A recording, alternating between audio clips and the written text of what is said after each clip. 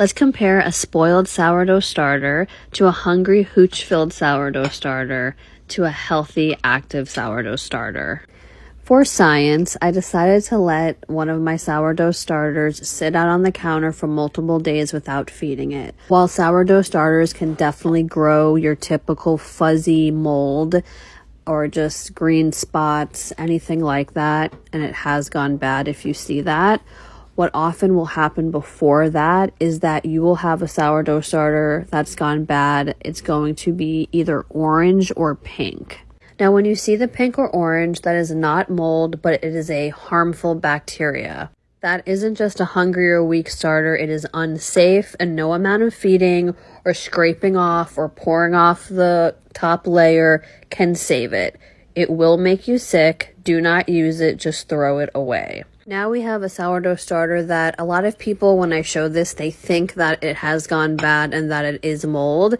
And while I admit it does look a little funky, and if you're not used to sourdough starter, you would probably think that, but it is actually perfectly fine. It just needs to be fed. When you have a sourdough starter that sits in the fridge for an extended period of time, you will likely get a layer of liquid on top. That is the fermentation liquid. It's also known as hooch, and it can range in color from a kind of a light gray, like you're seeing here, to pitch black. I've seen ones that are like very, very dark, and you can either stir it in or pour it off. There's definitely a debate on which you should do, but do whatever you want, and then you can just feed it as usual and either let it rise or you can put it right back in your fridge.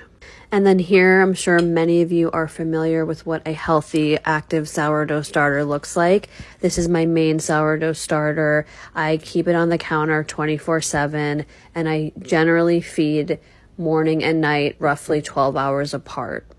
If you have a sourdough starter and you are questioning whether something has gone bad with it, you want to make sure not only to look at what it looks like, but the smell will also let you know a lot of times. But sourdough starter has many smells, so you are going to want to get familiar with that. But the orange sourdough starter that I showed in the beginning, it smelled so bad. It just smelled rancid. It smelled like vinegar, but rancid, disgusting. You'll know right away. And then the one that's been in the fridge, it has a very acetone smell, like nail polish remover, but not even necessarily in a bad way. It still smells really fresh, but that smell means that it's very hungry. And then a active sourdough starter on the counter that's being fed on a regular basis. It should really smell like almost sweet, yeasty, like bread would smell. Though, again, the smells can definitely range. You want to make sure that you are keeping your starter healthy so you know what to look for.